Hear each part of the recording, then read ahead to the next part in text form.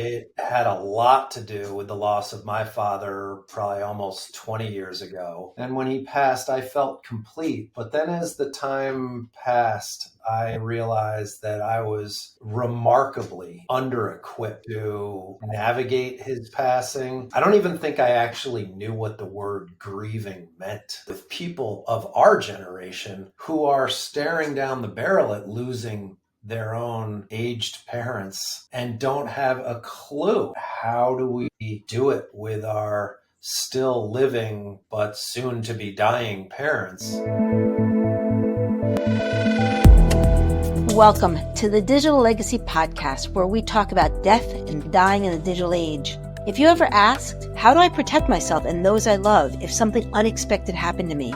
You're in the right place. I'm your host, Niki Weiss, and together we'll explore how to protect yourself in a world where both your physical and digital legacy leave a lasting impact.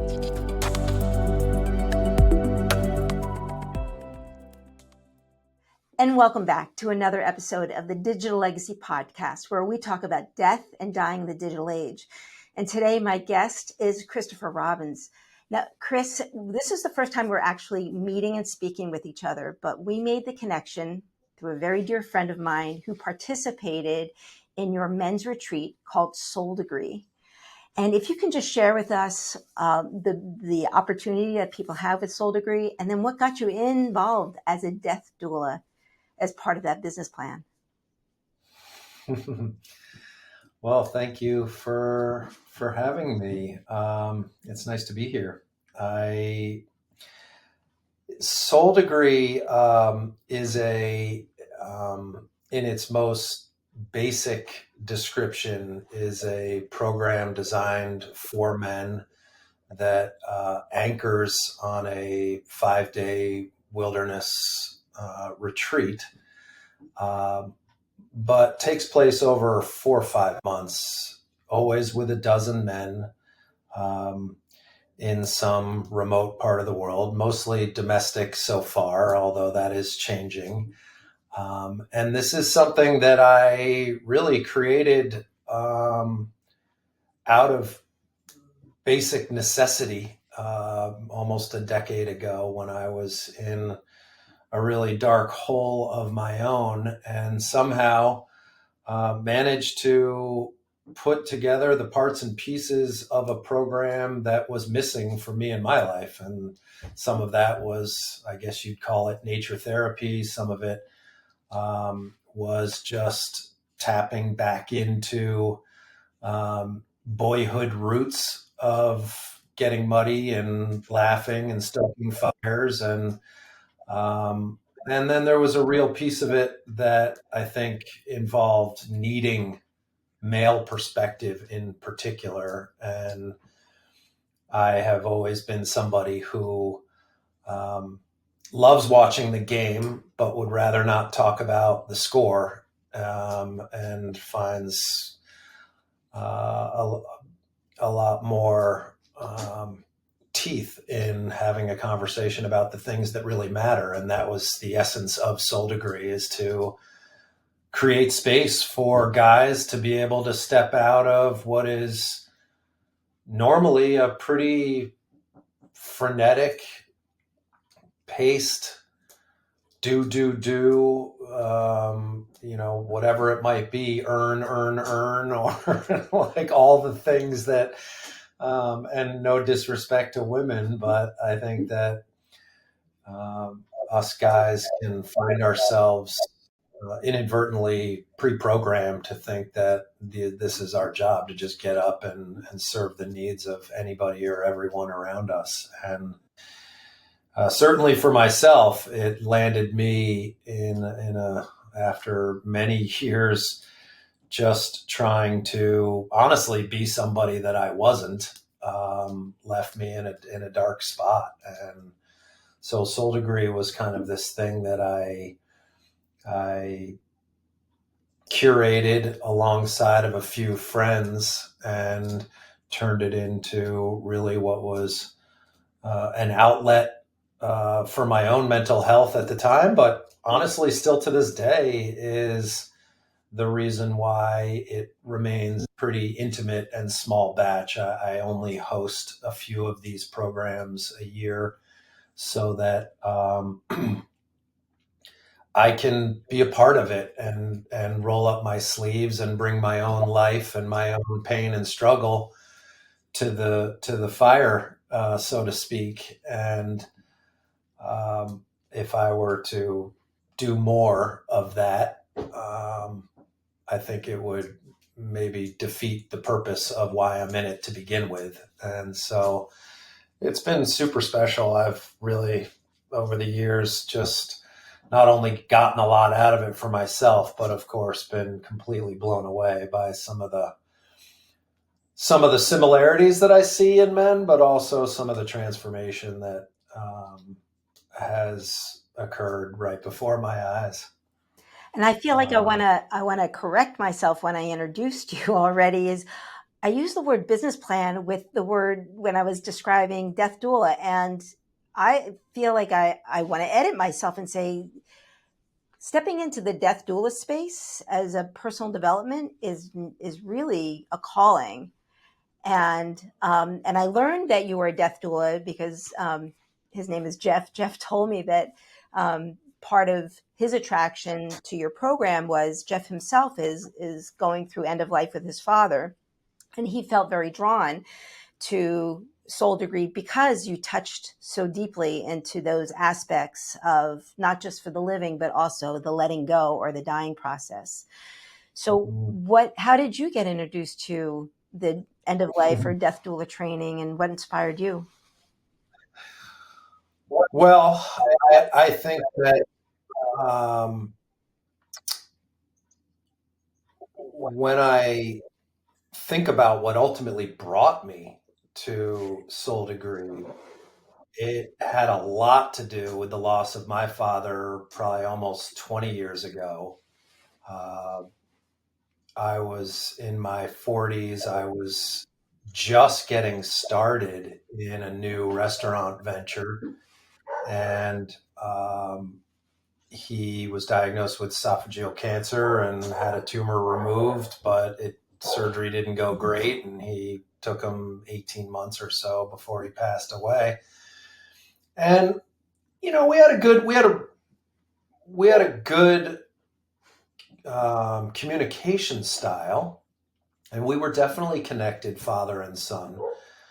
But I didn't realize the extent to which he really did influence my life in a way that I was blind to for all the years that he was alive.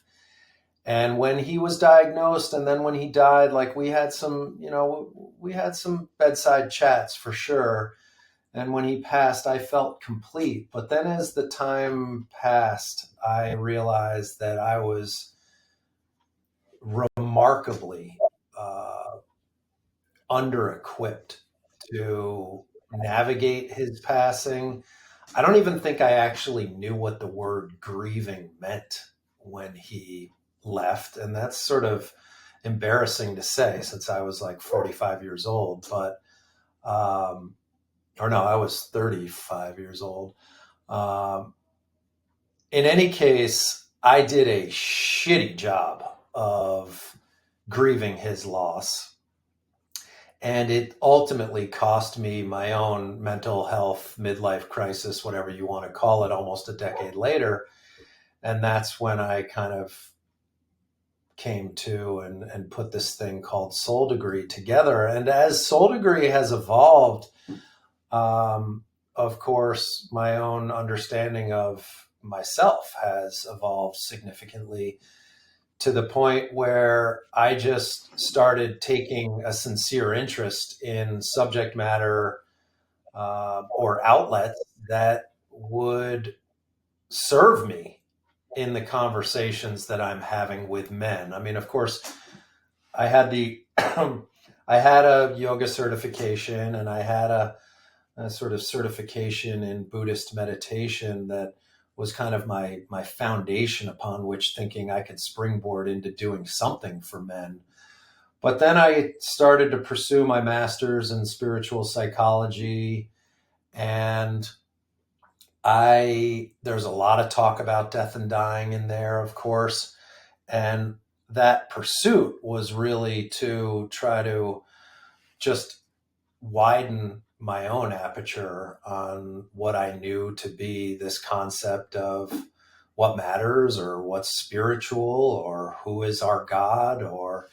And the more and more I thought about it, the more and more I realized, like I sort of looked back and realized uh, just how, I don't want to say poorly I navigated my dad's death, but just how I realized there was so much I just didn't know at the time.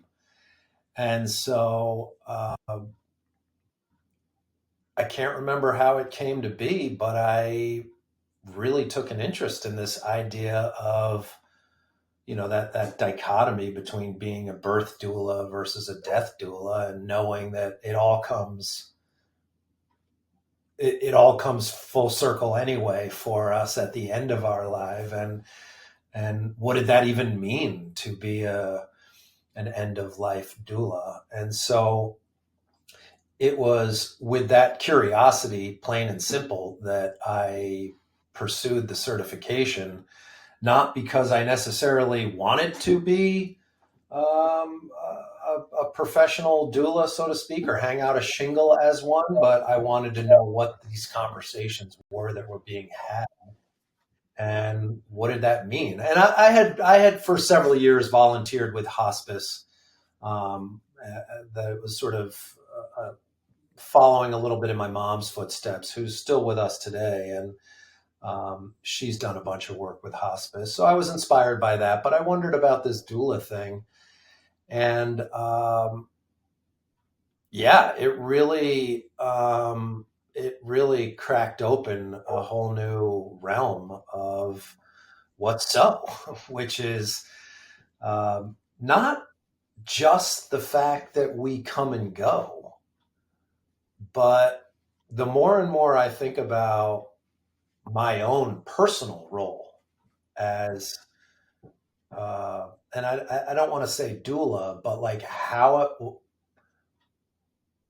what has put me here on earth and put me through this certification and this understanding and exposure and interest in end of life doula work that I should be leveraging. And I think it has a lot to do um, with just opening up this conversation, particularly with people of our generation who are staring down the barrel at losing their own aged parents and don't have a clue as to how to enter into any given conversation about death and dying.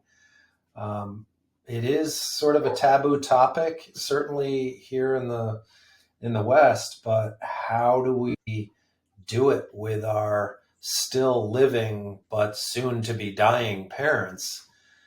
To me, that is really ringing true for me right now. Um, And I think, there's a lot. no, Yeah, please go no, ahead. I was going to say that, we've talked about, I mean, we're both in our 50s, right? And I do feel now, for me, my parents died at a much younger age. Uh, Yeah. I do want to share before I jump in, you and I just met, and I shared with you that, my father was 42 when he passed. So he also passed of esophageal cancer. Oh, wow. And it was also 18 months from diagnosis to death. So just want to kind of Mhm. take a note there that sometimes these conversations, what I want, two things. One is that the conversations about death, it seems to open up more real conversations.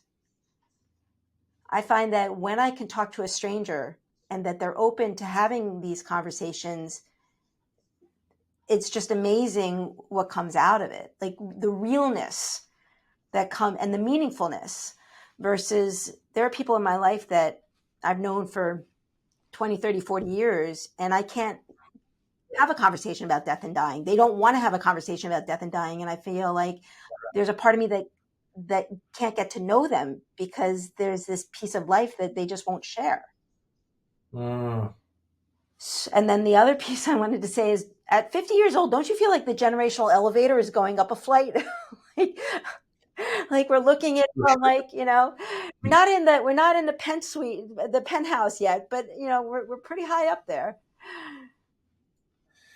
Yeah, true. And I'd also like to believe, in addition to that happening with us just getting older, uh, that there really is a rising tide of consciousness. And You mean I mean, today? you and I are sitting here having this conversation right now, and we probably wouldn't have been 20 years ago. And, there's other people out there that are on their own box tweeting out the same information, which is fantastic and should be, particularly for us, because we don't even know what it means to handhold somebody through to the end or celebrate uh, the fact that, yeah, life has come full circle. But how do we do that in such a way where people feel taken care of and honored? Do you feel that because you've had this opportunity with your father and then went through the training, which just basically gave you some tools to be able to open up these conversations, how has that impacted your children who are, I guess they're Gen Zers? Do you find that now that this conversation has opened up, that it's easier for them to talk about it? I mean, I I think the short answer is yes, definitely. I think that I mean I'd like to believe that it helps all of us be occasionally reminded of the fragility of it all. Um, Although sadly, it's usually the loss of somebody that is the delivers the stark reminder of that. But my youngest son came home from college the other day and he said, "Hey, Dad, I signed up for a course next semester called Death and Dying." Oh, That's I brilliant. thought, okay, well, something must be rubbing off because that sure as hell wouldn't have been a class I would have taken back in the 90s. And what motivated, I mean, again, is this the family? I mean, you have a very open conversation, communication style with your family, but do you feel that he's just inquisitive or that you've really laid the foundation? I think I guess I don't relate to myself or my actions as being, a definitive laying the foundation, but certainly, um, I have made it okay to be inquisitive and to bring that curiosity. I mean, certainly they're well aware of the wide spectrum of topics and conversations that get brought up with the men that I work with, and so um, they're not blind to the tough, dark, sticky stuff also that gets kicked around in the process of being human, I suppose, but particularly as it relates to what it means these days to be a man. I mean, I have two daughters and a son, so my youngest is the boy, and Oakley is. In addition to being the youngest of three, which he will benefit and has already benefited tremendously from being that sponge. I think he also has the benefit of being the one other guy in the family. Well, I'm the youngest of four, so I can certainly Yeah, understand. I do. I was the youngest of three, and I know that I benefited from being the younger, not the older. And you've brought in, this death topic. I also wanted to share the book here, Mark Nepo's The Book of the Awakenings. So this is one of those primary books that you use within Soul Degree. I just got introduced to it, but it is a New York bestseller.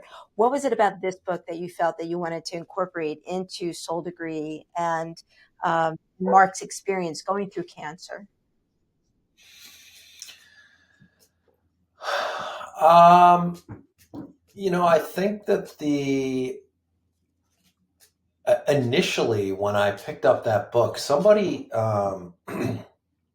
it was in the very early days of me uh, and developing my own meditation practice, where I was at times just sort of struggling with the normal kind of, oh, I'm not doing this right, or I'm not good at this, or how do you even do this? And somebody, um, we got into this conversation about trying to quiet your thoughts and your mind. And somebody said, oh, well, I don't do that.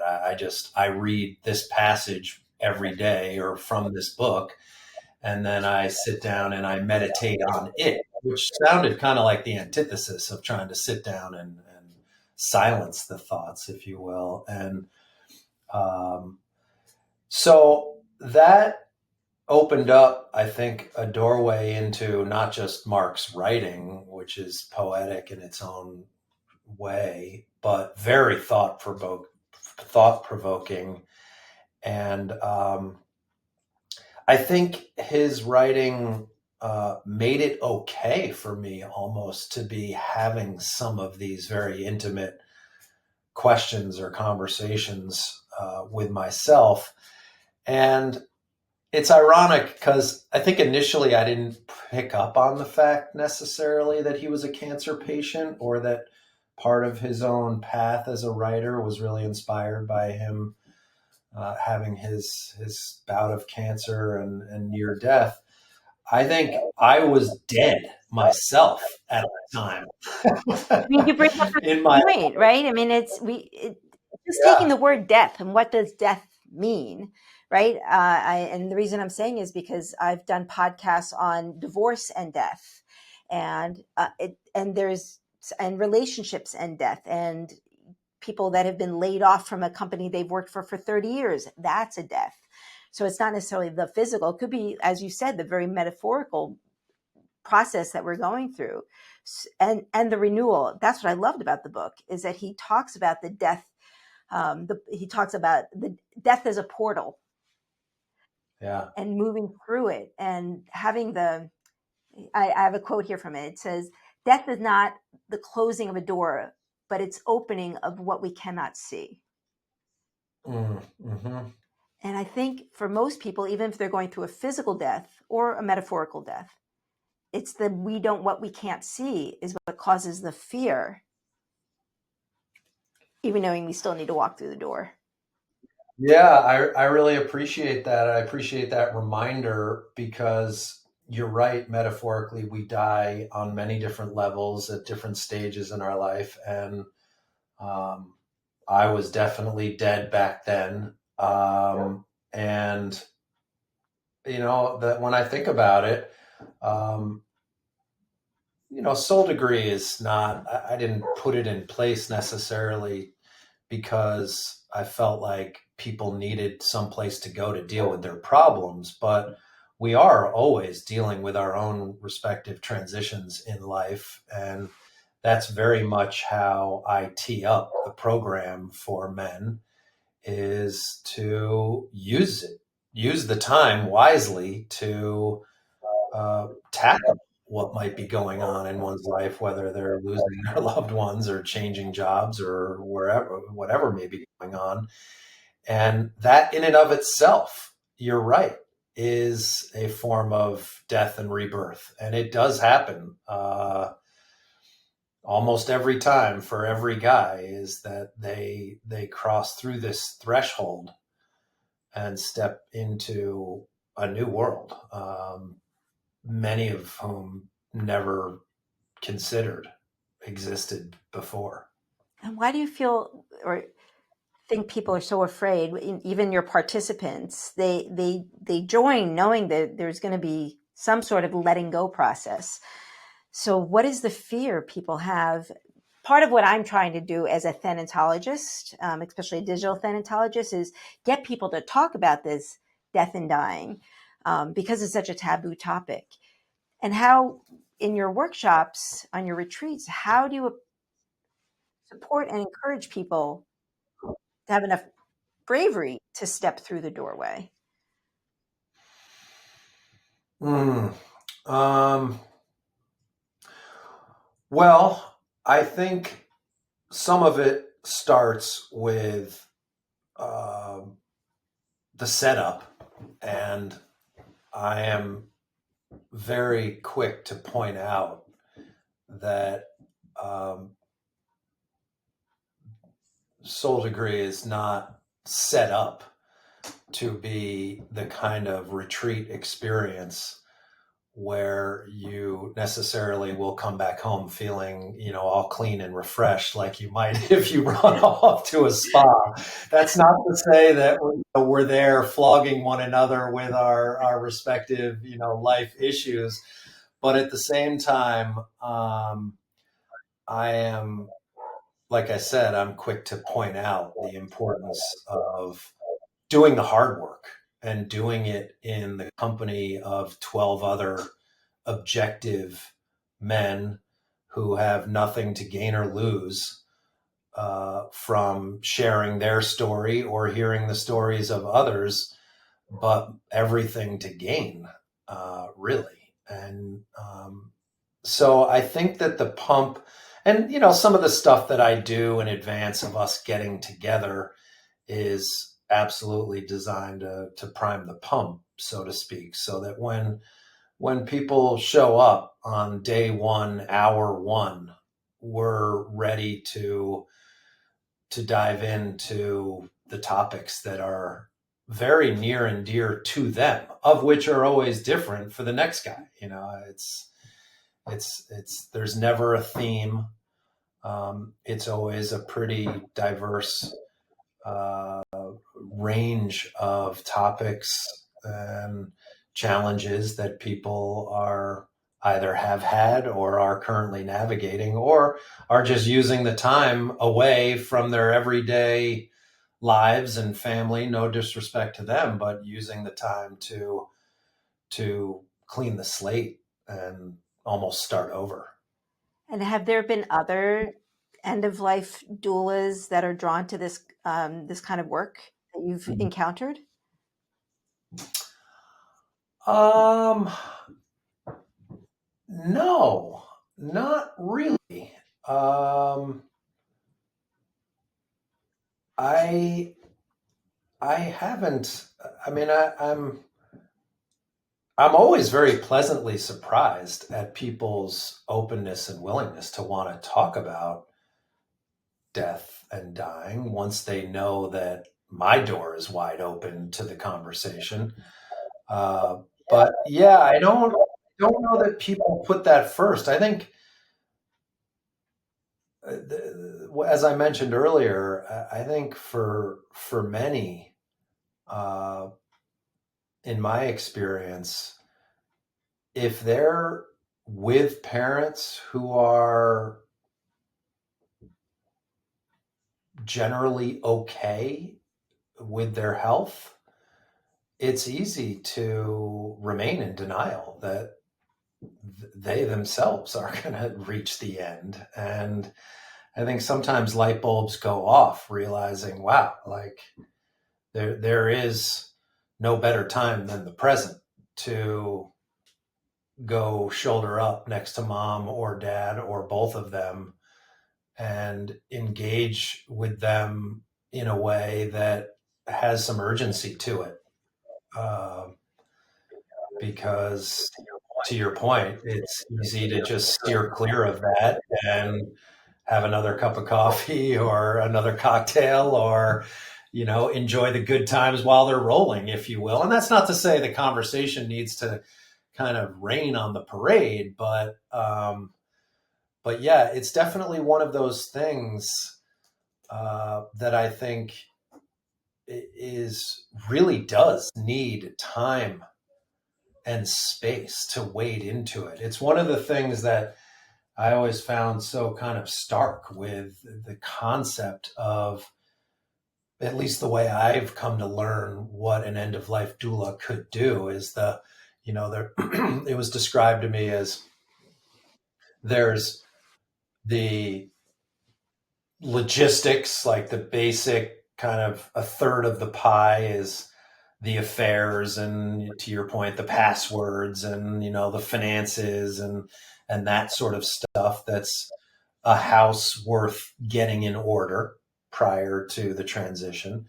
And then there's this another third of the pie, which is really more like health and medical related, is like how do you set yourself up for success with the right team and all As that you're sort of stuff. And transitioning, like that comfort care. yeah, or even in advance, right? And then there's this third piece, which is the more woo woo, touchy feely spiritual side, which is like that unto it itself is a whole nother field of study prior to transitioning.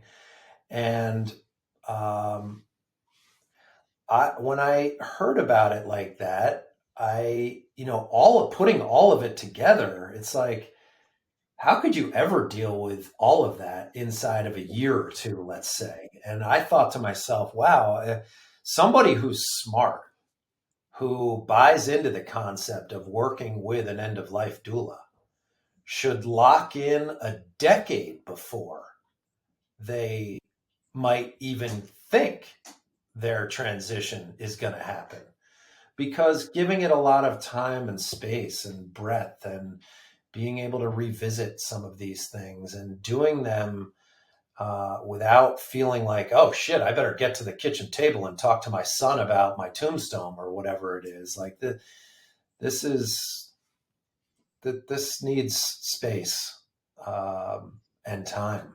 And so the sooner you can start talking, the better. I mean, when my son said he's taking a class on death and dying, I thought, all right, well, 19 feels a little early, but hey, Does it? if you're I mean, so you might not be familiar, but I do have an app called My Final Playbook. And that's exactly what we do is we talk about pre-planning. And the My Final Playbook is actually designed for busy professionals who just don't think about it. Because life will happen, right? So I say, and part of living is dying. We're all going to die, but we're going to die one of three ways, either sudden and unexpected, right? So for your son, he might have experienced either friends where suicide was involved or a car accident or, a natural disaster, or we might get that terminal diagnosis or condition, which is that hospice situation. Or like my father-in-law, who's 94 years old and being warehoused in a nursing home, with that level of incapacitation, he's still here, but has no life left. Either way, we're going to go one of those three ways. To be able to talk about it early in our lives and put a final playbook together and have those meaningful conversations. And then, yeah, you iterate that book, right? It is, you go in and this is what life looks like today. And this is who my executor is today. But maybe down the road, that executor ends up marrying somebody I don't love and trust. And so I need to swap executors around. Or we talk about the medical aid in dying and how that option is becoming more prevalent in different states. It's certainly available in the entire country of Canada. So the legal conversations are coming up. So for me, listening to that your son is going to take this class, that's like asking a 19-year-old who hasn't had a personal finance class. I mean, I think it's at that same level.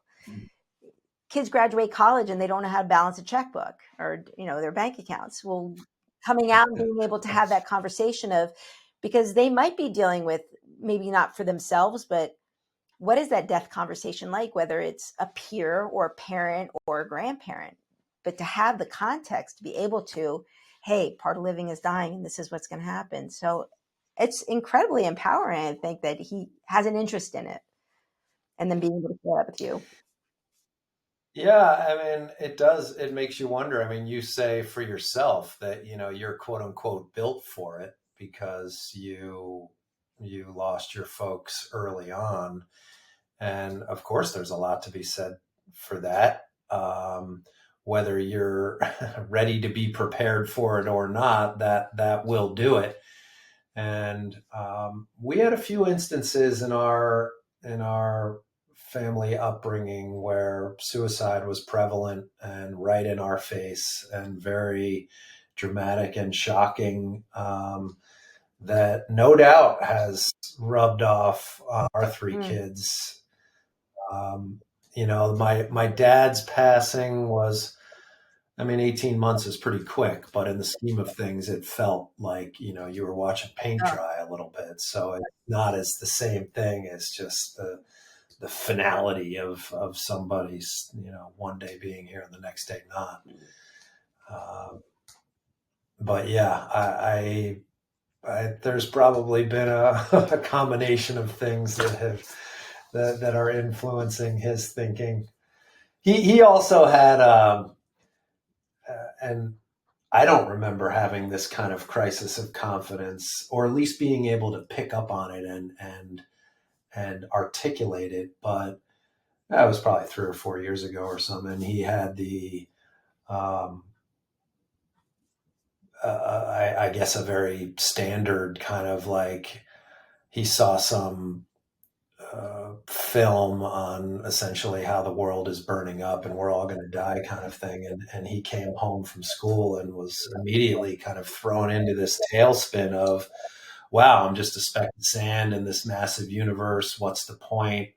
There's, and it threw him into a major crisis of confidence in the moment. But it was like, you talk about kind of a death and rebirth. Like he really was shaken by this notion that, wow, do we really have any control? Like, who's driving this bus here, and why does it all matter, and why am I even here, kind of thing. And I think he's lucky to have, I guess, been able to process that a little bit, like pick up on the fact that it was happening, and then be able to talk about it a little bit, as opposed to, I mean, I know if it was me at 19, I would have just jammed it into my back pocket and kept trudging on like I did for another 30 or 40 years.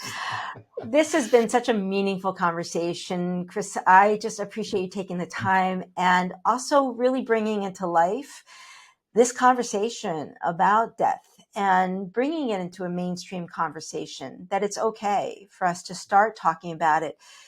As again, in Mark's book, he talks about dying, but in understanding death so you can live more fully. And I feel like you really do embrace that conversation, you and your family. Do you have any words of wisdom or lessons learned that our listeners can take away? Just shared thoughts for yourself. um, I think that the thing that it's not something I've thought of other than what I'm doing with my own mom, who she's 87. She's still got seemingly a lot of life in her. But when she heard that I uh, had gone ahead and gotten this certification as an end of life doula, even though she had no idea what the hell that meant, she got all excited and thought, yay, like I've got a doula that I can, that's going to be with me to the end, whatever that means. And so, of course, we've had lots of chats along the way, but one of which I keep coming back to, which is a little bit of a moving target because you learn more and more about people the longer they're with us, is just like, how does this person want to be remembered? Not even necessarily celebrated, but remembered. And that, I think, is, regardless of how many stones are turned or left unturned by people, I don't care how old or young you are, that is a conversation that anybody can have, even if they're deathly afraid of the topic about transitioning. And it's also that conversation that can kick open the door to a lot of thinking and even action for people that they can take leading up to, during, or after the passing of a loved one. And that's, I think, where the rubber meets the road a little bit, is after these people that we love so much are gone, like how do we continue to keep the candle burning bright?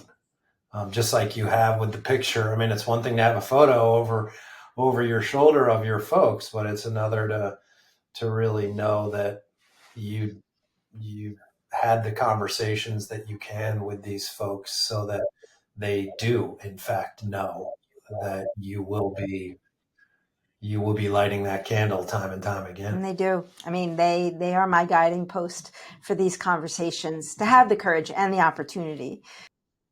And certainly speaking with you was a huge opportunity. So thank you again. And this will end our episode here. Appreciate your time, Chris.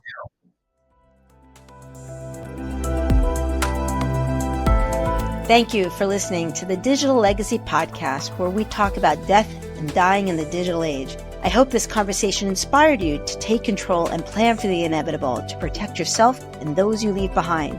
Don't forget to subscribe to our newsletter at digitallegacypodcast.com. Remember, life is full of surprises. What happens after you die shouldn't be. So keep your passwords safe and your playbook up to date.